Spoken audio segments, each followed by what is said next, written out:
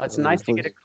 nice to get a call from India. I was actually there a few years ago for one of my films and stayed there for about a month in Mumbai. So yeah, I had a great time when I was there. How was Mumbai? It was great. I had a really nice time. Um, and I got to speak. There was a couple of film schools that I spoke at, and yeah, I just got to meet a lot of people. So it was just a lot of fun to be there. So hopefully I'll get back there once all this COVID stuff is over. Firstly, I want to thank you for accepting my invitation and accepting to talk with me. Of course, of course. Thank you for asking. Yeah, I have gone through your Twitter. You have huge following, like 15,000 followers you have. Yeah, I've been around for a while. I think most of them are probably Final Destination fans. So, um, yeah, that I'm really proud of that movie, and I think yeah, I think it just a lot of the fans follow me on there. Um, Waiting for news on a new one. So I want you to introduce yourself to my audience. Of course. My name is Jeffrey Reddick. I'm a screenwriter and producer and director. I live in Los Angeles. Most of the stuff I do is in the horror genre. Uh, Probably the film that most people know me for is creating Final Destination. I worked on the first two films in that franchise, and I just directed my first feature, Don't Look Back, which is available now. It just came out on video on demand. So I've moved from writing to directing recently. But yeah, I've been working in the industry for about 20, it's longer than that. I've been in it a long time.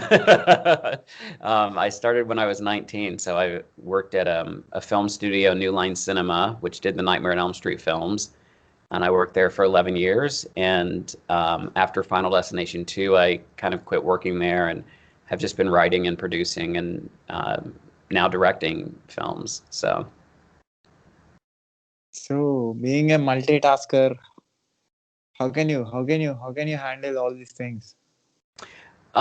it's a lot of it's an evolution. I started off just focused on writing, and then over the years, when I kind of got a better sense of how the business was run, and started making a lot of connections, I found scripts that I liked, and so I was able to kind of start connecting people that I knew to get those films set up. So that kind of got me into the producing game, and the directing thing is new for me.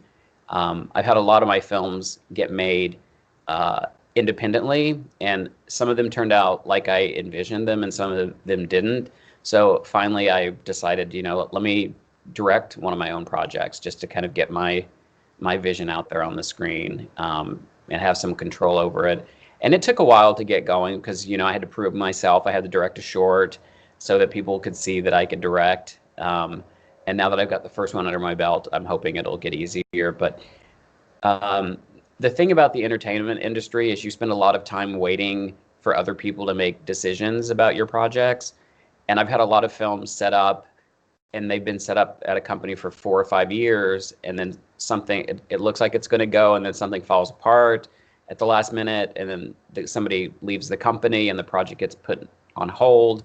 So you always stay busy, but there's so many times when you have a project out there that's just you know it's taking like 4 or 5 years to get going, or 10 years sometimes. So there's a lot of waiting that goes on in between projects. So that's why I'm able to take on more things on my plate, is because there's periods of time where I'm kind of sitting around waiting for other people to either bring talent on board a project, or to they'll have investors looking at a project, and some of the investors pan out, some of them don't.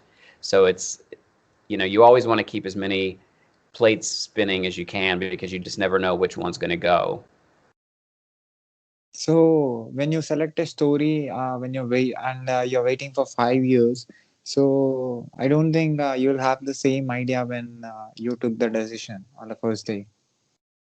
No, I mean, a lot of times, especially if I get a project back from somebody, like once you sell it to somebody or option it to someone, it's kind of in their hands and how they want it to be developed after that, if they want to change anything. But I definitely have scripts that have been around for a while that I just go through and update, as I grow as a writer, or as, things change in the world, and you kind of just adapt and kind of update your projects to kind of keep them current.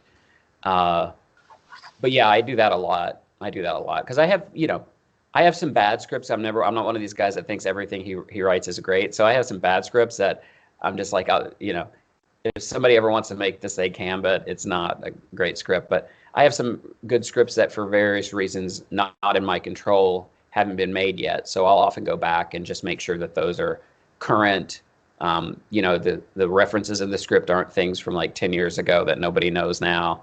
Um, but a lot of times, just my perspective will change as the world changes around us. I think there's been a lot of, with COVID going on now and kind of, seeing how the whole world is suffering, it just changes you a lot. And, being quarantined, you have a lot more time to sit and kind of reflect on your life and your life choices. And I think that definitely has an impact on like what I want to start writing next.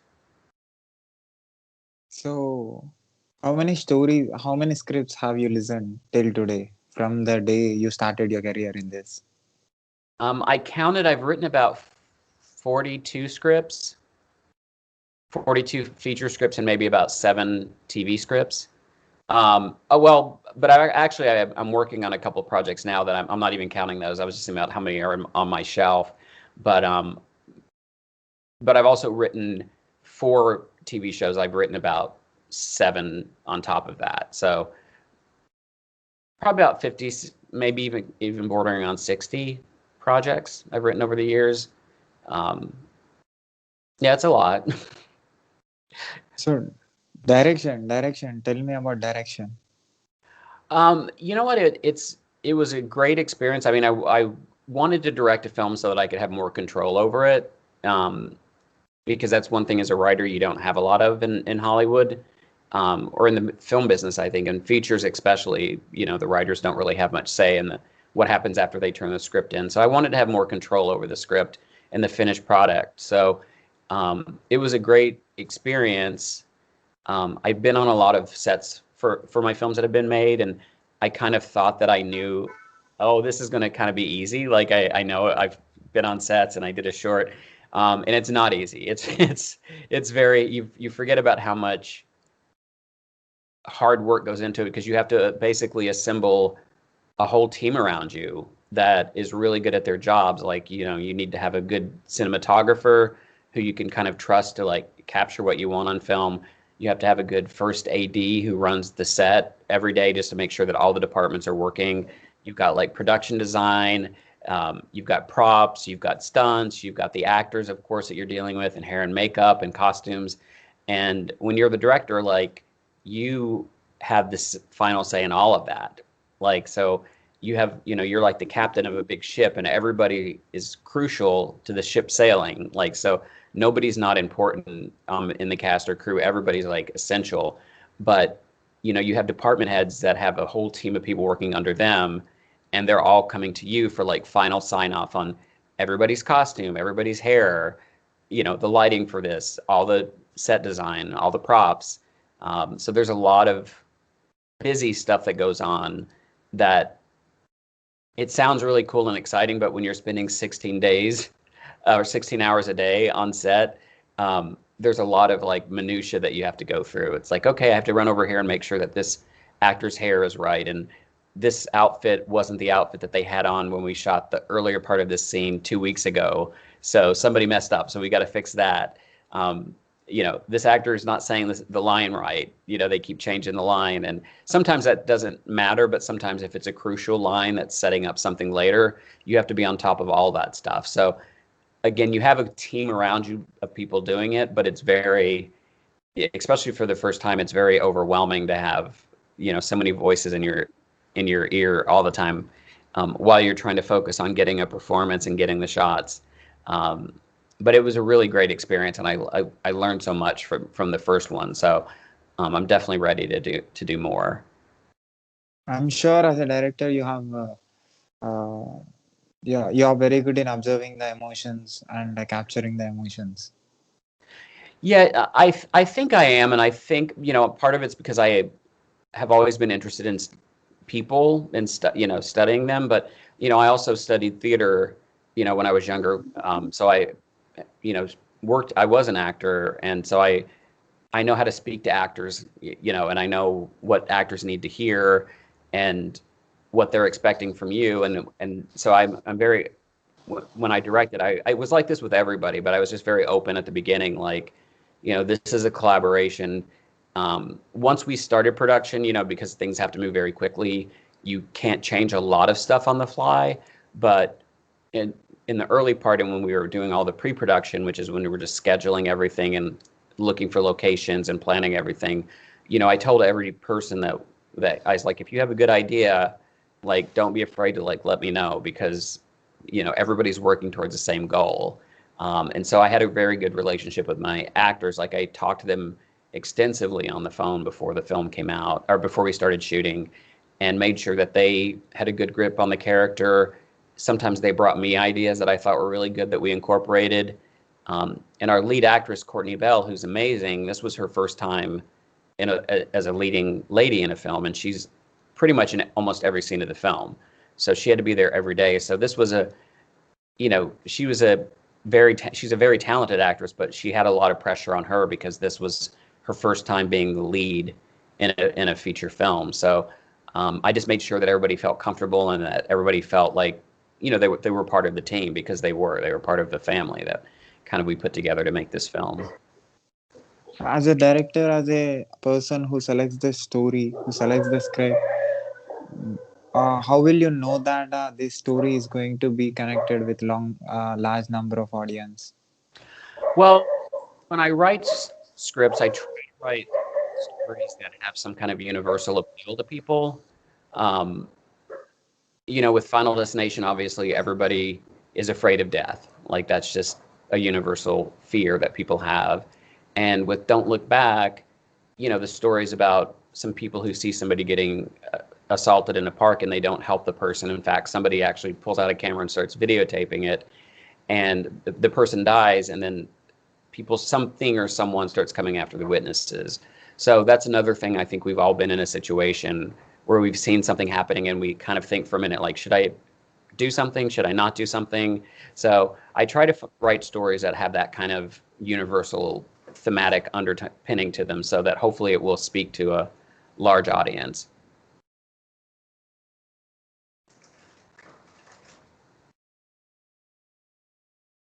All these years being in this industry, what you have understood as a observer? Well, it was my focus again has especially been on the horror genre, even though I like to write other things as well. And so I've been a lifelong fan of that genre, and I can say specifically on that genre, it's a genre that's never. It has its ebbs and flows, where people are like, oh, horror is hot again, and then it's not hot. But if you look at it, it's consistently a genre that you can write in and work in, that has a huge fan base and that makes money, And I don't do it because it makes money. I'm just happy that I happen to work in a genre that has such a very loyal fan base. So I don't think horror films ever go out of style. I think the biggest change I've noticed in the industry over the years is now with smartphones with 4K, that you can shoot on 4K, technology they have now, people can make a movie anywhere. And so even though it's hard to get into the studio system, which is what I try to do, there's so many more outlets out there now where you can get your films seen and find an audience for them. So I think now's an amazing time to be like a creative person and who wants to make films or TV, because you can shoot it for almost nothing now and put it on YouTube and find an audience for it. So I would have loved to have had iPhones when I was growing up. So it's great to see how the industry has opened up more and to a global market as well. So again, it's like somebody from India, or somebody from England, or somebody from the middle of Kentucky, where I grew up, which is like a small state in the either southern part of the United States. You don't have to come to like Hollywood, or you don't have to go to Bollywood to like make a movie. You can shoot something on your own and get it out there and get it seen. So there's a lot more opportunities, I think, for creative people to get their work seen than there was when I started off in the business. So you said you are more into horror. Yeah. So you want people to be scared. You want to scare people. Yes, and it's funny because I don't like violence in real life at all. And most of my horror is supernatural based stuff. It's more fantasy horror. And most of the people that I know that work in the horror genre are like the sweetest, nicest people that you'll ever meet. Everybody, I don't know how many times I've met people at conventions and they're like, wow, you're really nice. We thought you were going to be weird. But, I think horror films for people in general, they're an escape. You get to go to a movie theater with a bunch of people and scream and be scared, but you're in a safe space to do it. And the same thing at home. It's like there's an adrenaline rush when you're watching horror, and I think it's a way to kind of get a lot of fear out of you, and express it in a way that again is safe. We live in a society where you're not supposed to show fear. Especially if you're a man, you're not supposed to show fear. So going to the movies is the only time you can kind of go and scream and jump and have a good time because it's not real, and still be a little disturbed when you leave. So I like scaring people in movies, not so much in real life. So you will have the scary imagination and the thoughts which can create fear in the people. Yeah, no, I'm very happy-go-lucky most of the time. Like I don't think about dark, scary things all the time. I think for me, because I've grown up in the genre, and I used to study how they did the makeup and how they did this, special effects and how they did the music. Um, I kind of studied that stuff. So for me, it's more fun when I write because I'm trying to think of ways to sounds awful, trying to find ways to kill people on screen that you haven't seen before, or set up a certain expectation for how a horror scene is going to play out and then turn it on its head. So for me, it's just more fun, creative stuff. Like I know some writers that they get very they get into a dark place when they're writing dark material, and I just because I love the genre so much, for me it's more like fun. Like I'm always having fun doing it. I don't lock myself in a dark room and play really scary music and anything. So for me, it's a fun process. Um, but I know for other writers, they have to get into like a mental headspace of what they're writing. And so I know for a lot of writers, when they do write something really intense and scary, it kind of messes with them for a while. So they have to go off and take a vacation after they work on it. So what do you say about one of the largest movie industries, Indian Indian Yeah. movie industry? What do you say about it? You know what? It's funny because I came to India to promote one of my films, Dead Awake, over there, and stayed in Mumbai for almost a month, and I had a great time when I was there. And I had talked to some producers there about doing some horror films in India because I know there's a huge market, and I've seen some of them here, and I love them because a lot of them are kind of supernatural as well. They're not like somebody running around with a mask and a knife. Um, and so, I think horror films are just universal.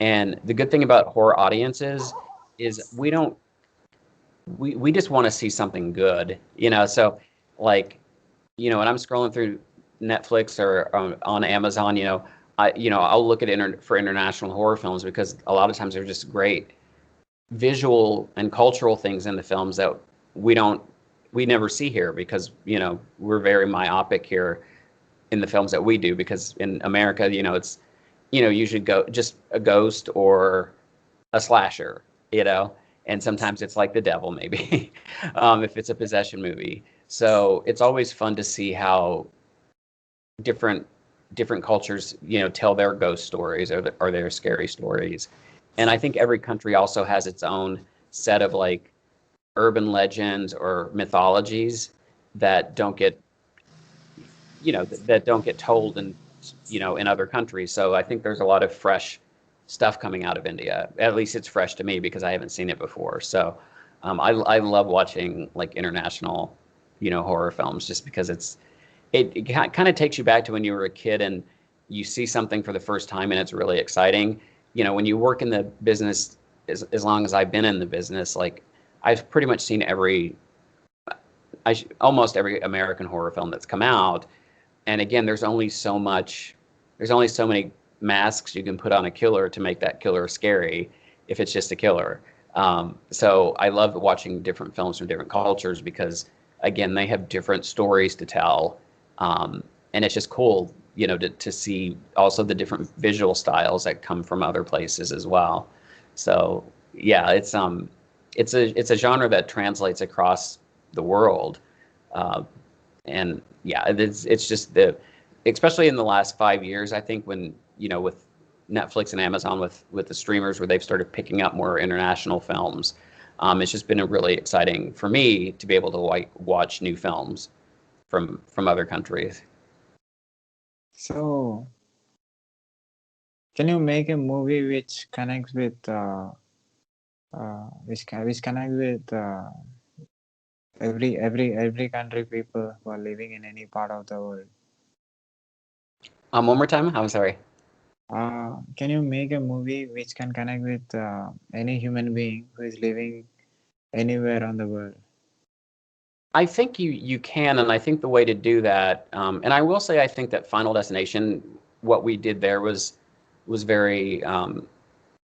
That's what I wanted to do with that one because in Final Destination we never show death, we never show a physical manifestation of death, and we don't tie death to like any religion. So there's no like this is the Christian version of death or this is the, you know, Hindu version of death or the Buddhist. You know, we didn't show death at all. So Okay. the funny thing is, with by doing that, then any culture in any country around the world can watch that movie and feel like it's speaking to them because they can put their own version of what death is into that film.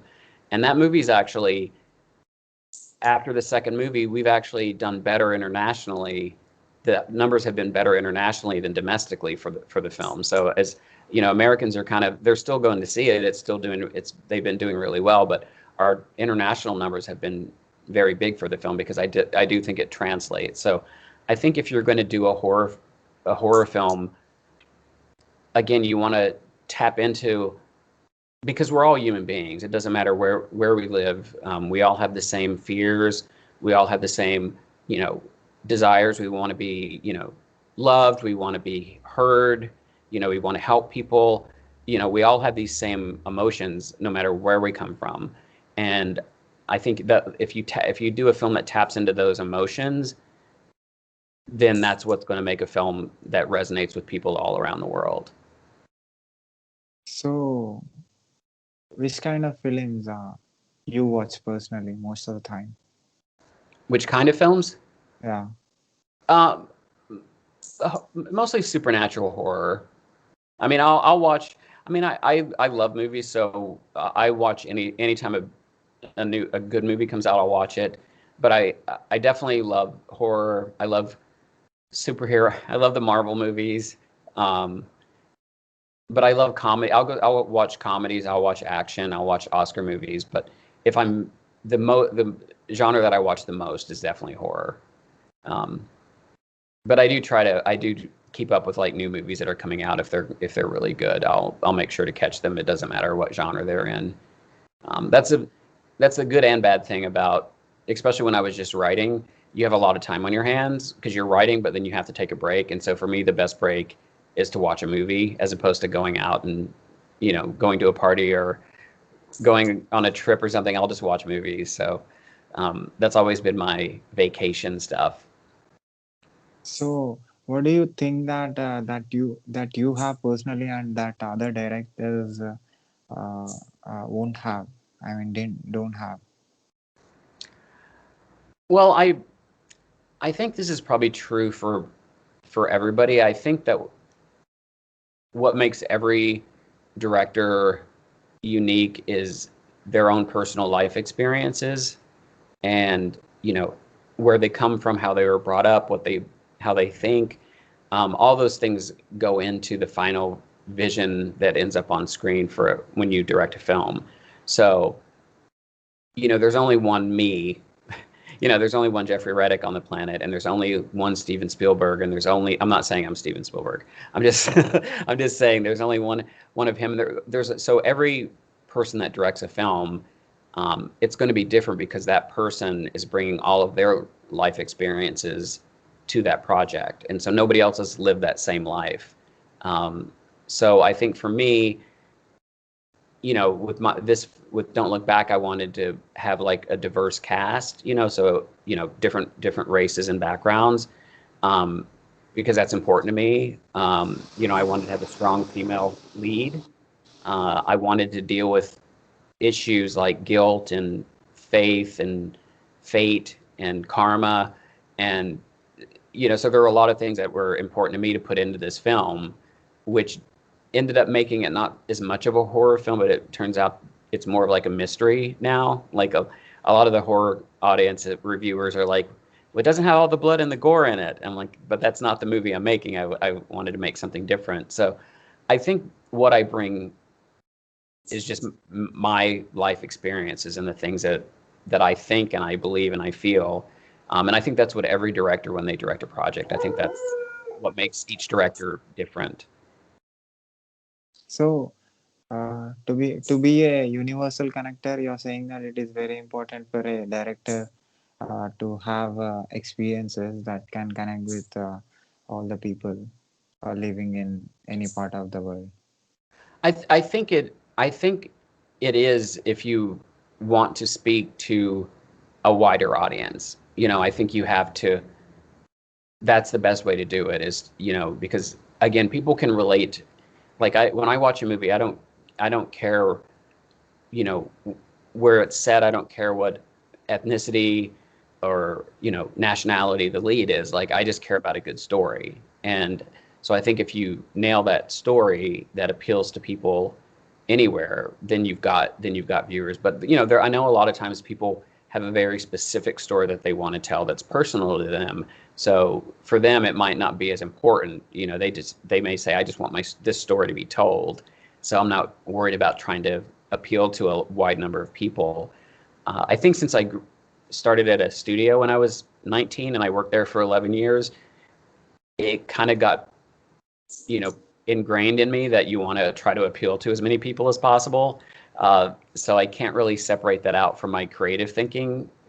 That's hard to do now.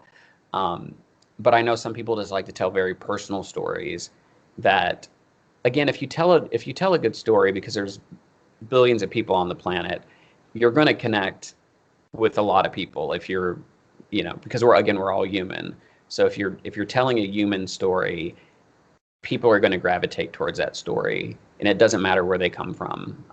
And that's a beautiful thing, I think, about film and art in general is, art really can connect people on a deeper level, like almost on a spiritual level. Art can connect people, which is funny when you're talking about horror films and murdering people, but it's true. Like, I think we all love music, and I think art just speaks to a part of us that we don't give enough credit to. Like, we don't, especially in America, we don't. If they cut school funding, the art programs are the first thing they cut. Like, I don't think we appreciate art as much as we should, and I think in other parts of the world they do appreciate art a lot more. And I think that that's an important part of just society and what kind of connects us.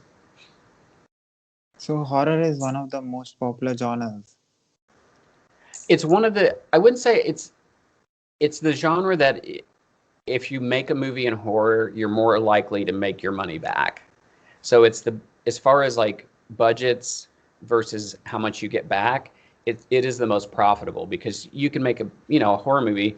You can make a horror movie for $100,000, or you can make a horror movie for $3 million, but you can't make a big action movie for less than like 20 or $30 million.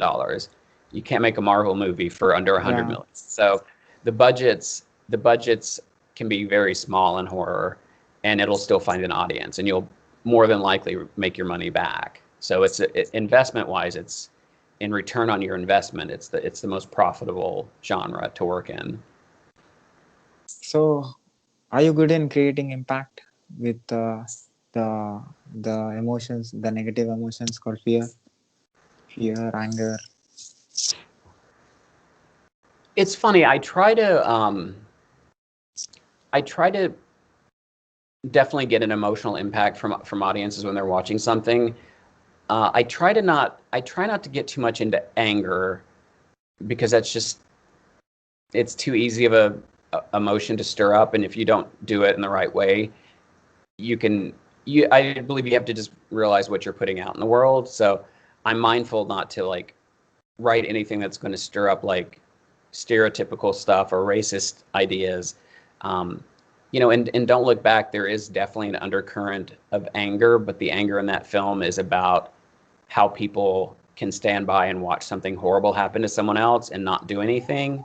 And again, I think that that's something we've all experienced, but I wanted to get people thinking about that. I wanted to get people thinking like next time they see something, maybe I should say something, or if I can't do something, maybe I should call the police instead of recording it and putting it on YouTube. Um, so I want to. I guess that's I want to. I guess that's playing into guilt a little bit with that one, or I want to guilt people into help being nicer to each other. Um, but yeah, I try to, tapping into fear isn't too hard to do because I think we all, no matter how strong we are, we all live in some level of fear because the world is a crazy place. Like you just don't know, it, things can just go sideways so easily in the world. So it's an easier fear to tap into, I think, than some other fears or other emotions. So at last, tell me what you have understood about all these about movies and about your work all these years being in this field. I'm sorry, did you say what have I learned? Understood. Yeah, understood.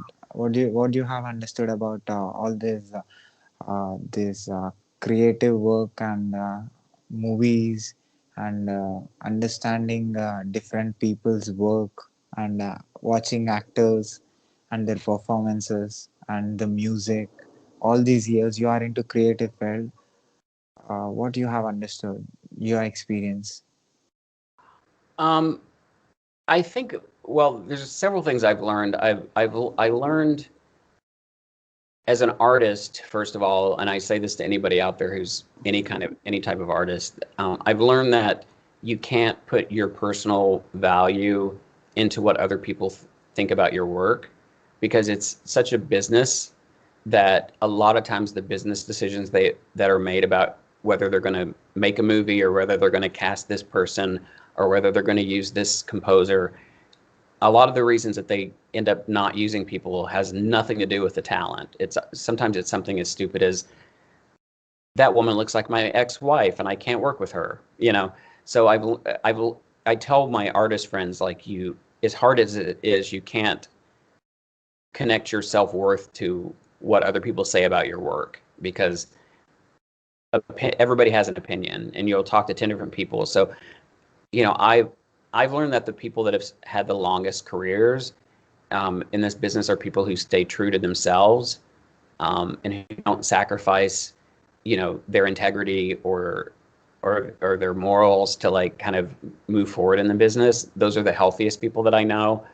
Um, I've learned, but I've known this for a long time. I've learned that again, art transcends culture, and even though Hollywood might be a little behind in making movies for different countries and different, nationalities, everybody loves to have stories told and everybody loves to be entertained and everybody loves to see themselves represented on the big screen.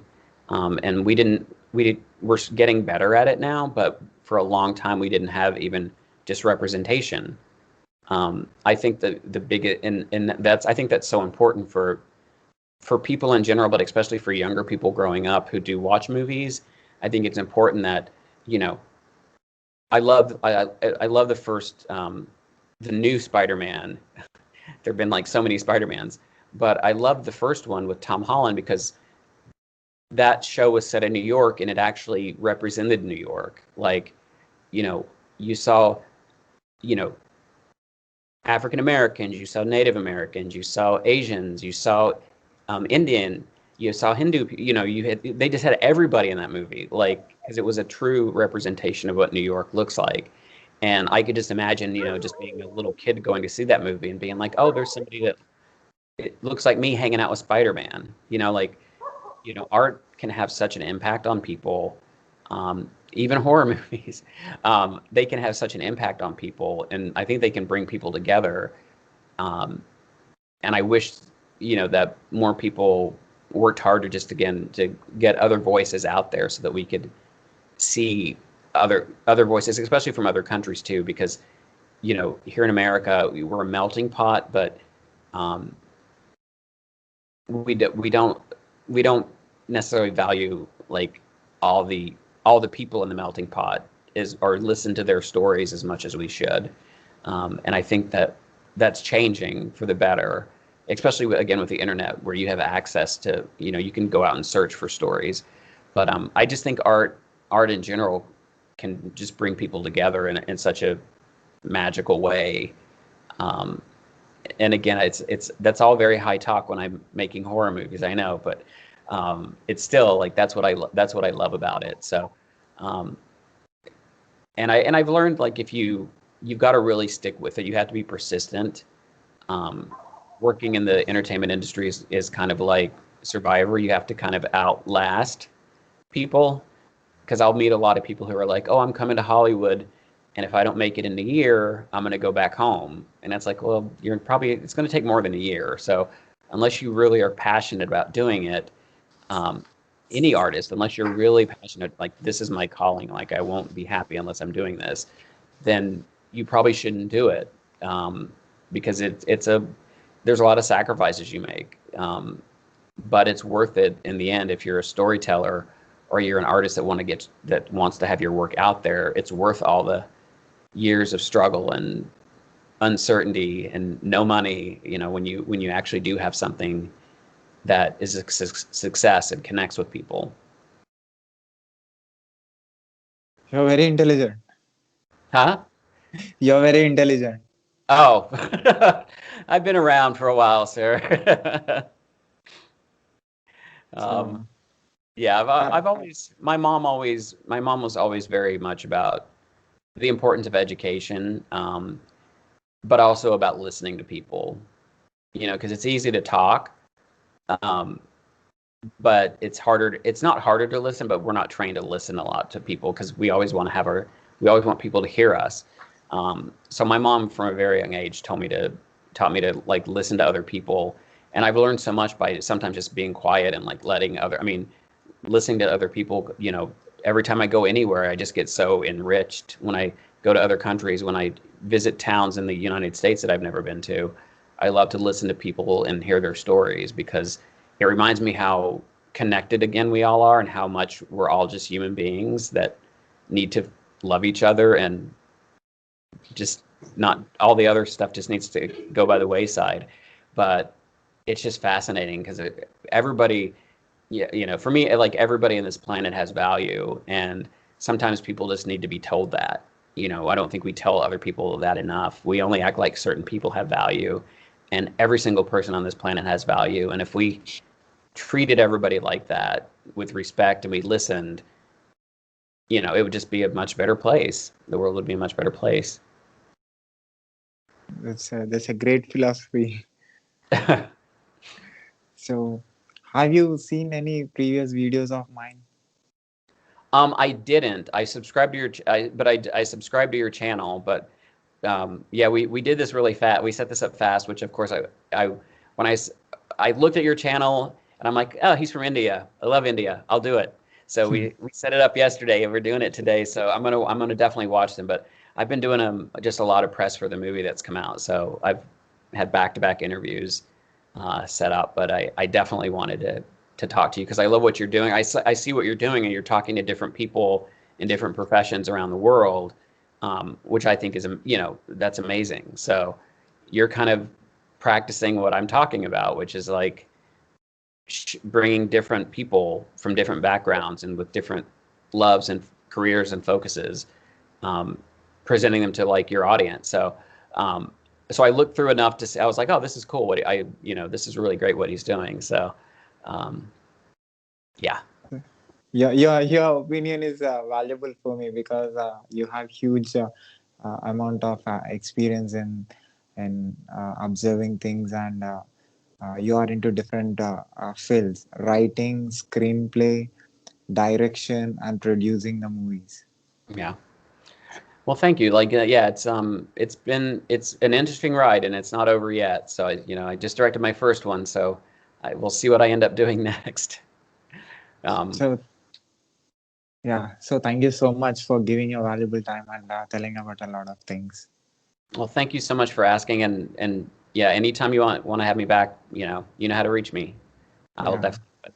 Okay. sure, sure. So And when every, can I?